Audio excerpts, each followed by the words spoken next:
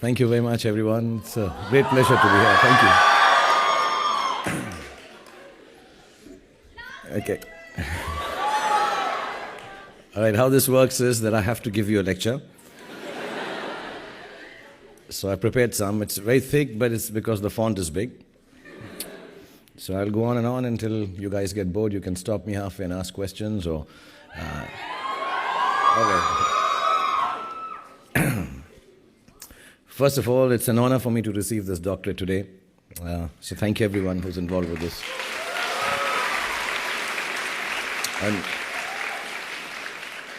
And humbled is a word often used by people in my profession. You know, you meet actors, they'll go, I'm very humbled, we all. I dislike the hypocritical, obsequious connotation of it in these contexts. So I'm not going to use it, but I will say that such occasions have a way of putting me right in my place, which is right there. So thank you everyone for putting me in my place. I do get invited to conferences and inaugurations now and then to speak. And when I receive the invite, I also receive my brief. It's usually about success and my tips on it. Not my toes. Those are covered by I will never show my toes clause in my contracts. They're very ugly. And it's my attempt at gender equality. My co-actresses have no cleavage clause, I have no toes clause.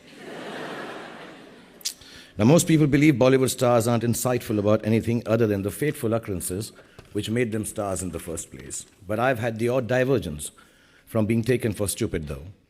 Recently I got an email from an International Association of Advertising and they said, Dear Mr. Khan, the advertising community would like you to come and address them on globalization and disruptive marketing.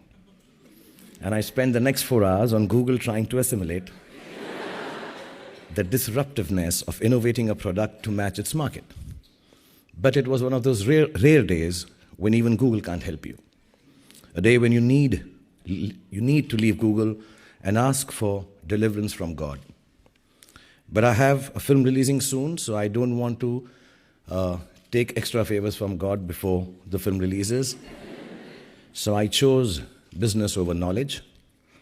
I did the next best thing. I sat on my IO Hawk. Have you guys seen that Segway thing? Yeah, so I went on my IO Hawk and told everybody, a gathering like yours, that there is nothing I can tell you that you already don't know. And people, when they're told they're smart, they like it.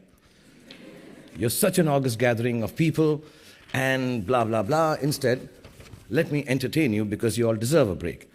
And before the organizers could interject, I started thrusting my pelvic into their faces and broke out into the one and only intellectual thing I know how to do, the lungi dance. So I got away with it without being humbled. It always pays to be a better dancer than your advertisers. And what's more, they seem to have a good time. But that was a conference, and this is a doctorate from a prestigious university of Edinburgh.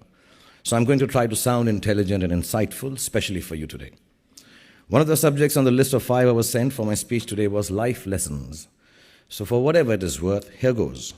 Let me start at the very, very beginning. Whatever I've learned of life has been at the movies. Actually, the first few films that I did in my career and titles were given to them very nearly formulated whatever I know of life. And that's how I'm going to pass it on to you. One of the first movies of my career was a movie called Deewana. Must have... Okay. But do you remember the story of the film? I'll remind you the story.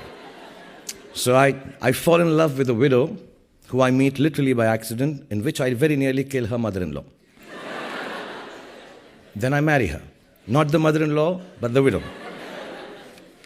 The widow is not keen on the marriage because she still loves her late husband, but she marries me anyway. My rich, mean father disapproves of this unison and does what a rich, mean father does. He tries to kill the widow. And I'm naturally disgusted by his behavior. And after a long 2-page standoff with him, in which I use heavy-sounding Urdu words, I leave the house for good. Then for some reason, apart from the fact that I ride my motorcycle without holding the handlebar, I have an accident.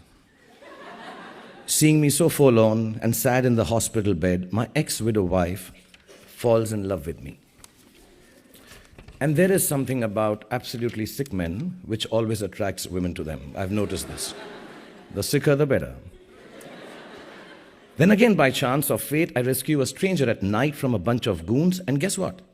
He turns out to be the original husband of my ex-widow wife, who hadn't died in spite of his inheritance-hungry uncle's best efforts. Now, evil uncle then decides to kidnap me and my ex-widow, now not so ex-present-day wife, to get hold of his nephew. I escape his clutches, and I come back with my wife's undead husband to rescue her. By now, she is, of course, strapped to a bomb. And do you think they'll take my doctorate back?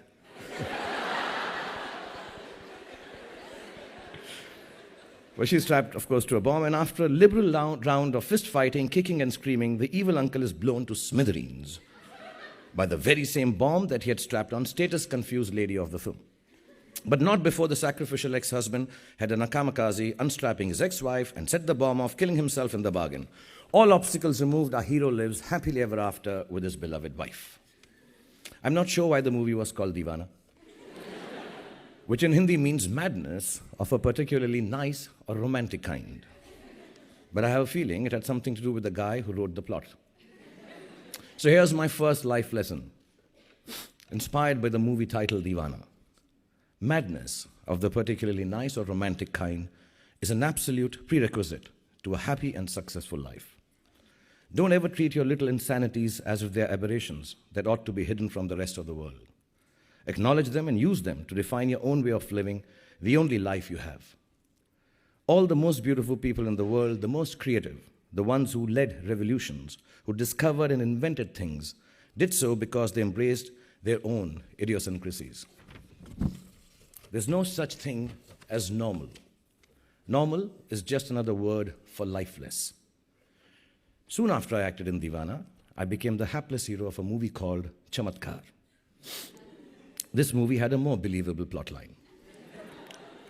I get cheated of all my money by my best friend / conman and find myself asleep in a graveyard only to be awakened by the ghost of a murdered mobster. A ghost that only I can see and nobody else can. I am very perceptive that way.